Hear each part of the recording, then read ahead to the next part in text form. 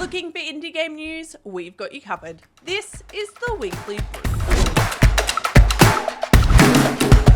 Enshrouded has released its Melodies of Mire update. In the second content update for the game, we see the introduction of a new area, the Black Mire, which has some pretty incredible soaring trees and murky depths. The update also introduces music, with Flameborn being able to craft and play various musical instruments, and many co-op players will be happy to know that player-based quest progression has been introduced, so each player will now have the option to complete quests individually in multiplayer. The update is live now, so you can jump right back into the Enshrouded world. The wholesome pixel art platformer Magical Delicacy has announced its release date. This cooking-themed game sees you create magical delicacies from a collection of ingredients in your shop, all set in a unique, witchy world. You can play Magical Delicacy on PC, Xbox, and Switch July 16th.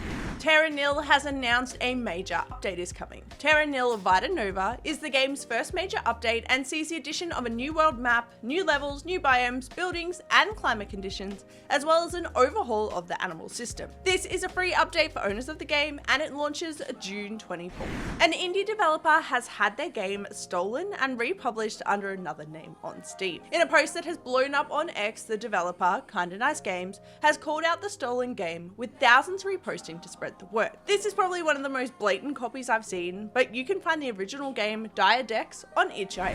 Pipsqueak, an adorable action 2D platformer, has released its very first trailer, giving us a look into the life of Tofu, a tiny mouse exploring a strange and hostile world. With the launch of its trailer, they have also announced a Kickstarter for the game, which is launching on June 13th. Definitely make sure to go and give this one a wishlist. A solo indie developer, Zoro Arts, the creator of the game Marky's Adventure, has put together a racing game featuring other indie game characters. The idea for the game started as a simple challenge from his brother, but soon turned into a fully fledged project. The game takes Mario Kart style gameplay, but puts some well-known indie game characters behind the wheel.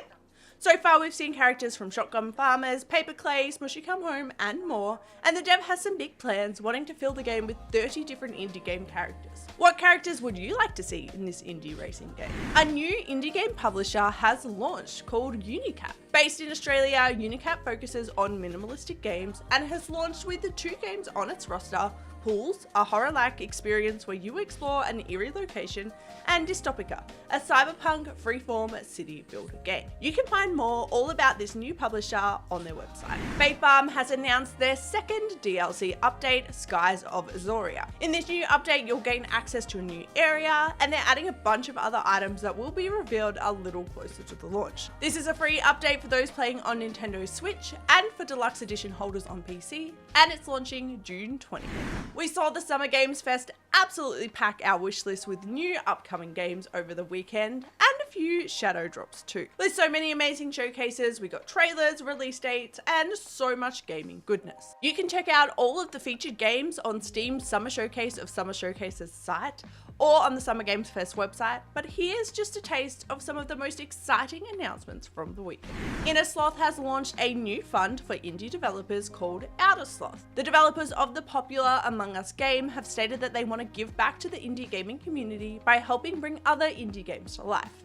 They've already funded a range of different games, including Mars vs Logistics, Battlesuit Aces, Project Dossa, One Button Bosses, and more, in what is set to provide some pretty exciting opportunities for indie developers.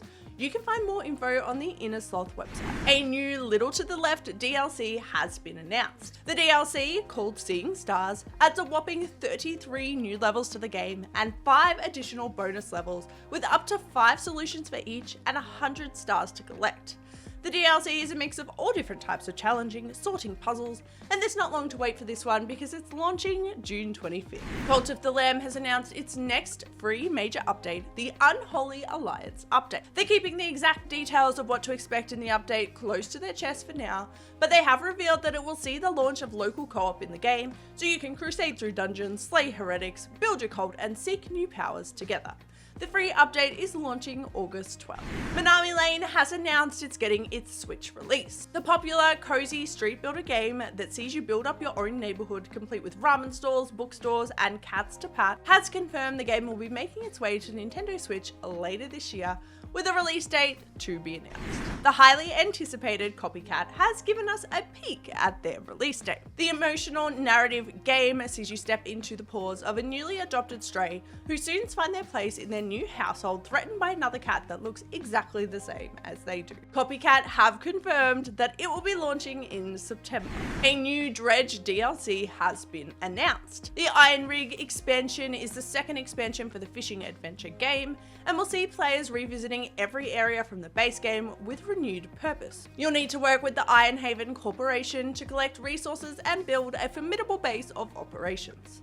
The Iron Rig DLC is set to launch for all platforms August 15th. Slay the Princess has announced a new version of the game is coming called Slay the Princess: The Pristine Cut. This edition of the reality-bending game, where you are tasked with slaying a princess and navigating the challenges placed in your way, will see 3 new chapters, never-before-seen princesses, expansions to familiar routes, and an entirely new ending. We don't have a confirmed release date for this edition, but it's coming to PC, PlayStation, Xbox, and Switch during fall of 2024. The highly awaited Parcel Corps has finally got a release date. The high-energy action-adventure game sees you take on the role of a bicycle messenger, but you won't be a boring postie, you'll be a thrill-seeking, wall-riding, rail-grinding bicycle messenger.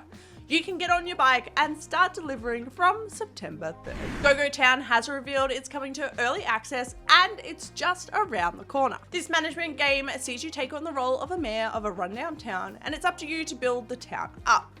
You'll need to collect resources, build shops, and make sure your town is pretty enough to attract residents, and you can play co-op too.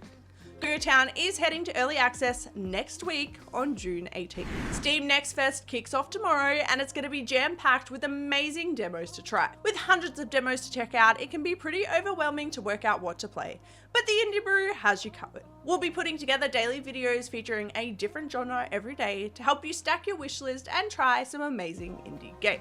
We've got some cool new indie games releasing this week. Psychroma, a mind-bending narrative game set in a futuristic world, is making its way to Steam on June 11th. The Fertile Crescent is getting its 1.0 release, adding a campaign mode to the city-building RTS on June 13th. Sunnyside, a JRPG farming sim set in the Japanese countryside, is getting its delayed PC release finally on June 14th, with consoles to follow a little later on. And Drift City Kings, a racing sim RPG set in a futuristic Melbourne that sees you take on the Drift Kings whilst trying to hold down your 9-to-5, is racing to release June 14th. That is a wrap on this episode of the Weekly Brew. Make sure to subscribe to the channel for more indie game news, reviews, recommendations, and more. Until next time, stay caffeinated.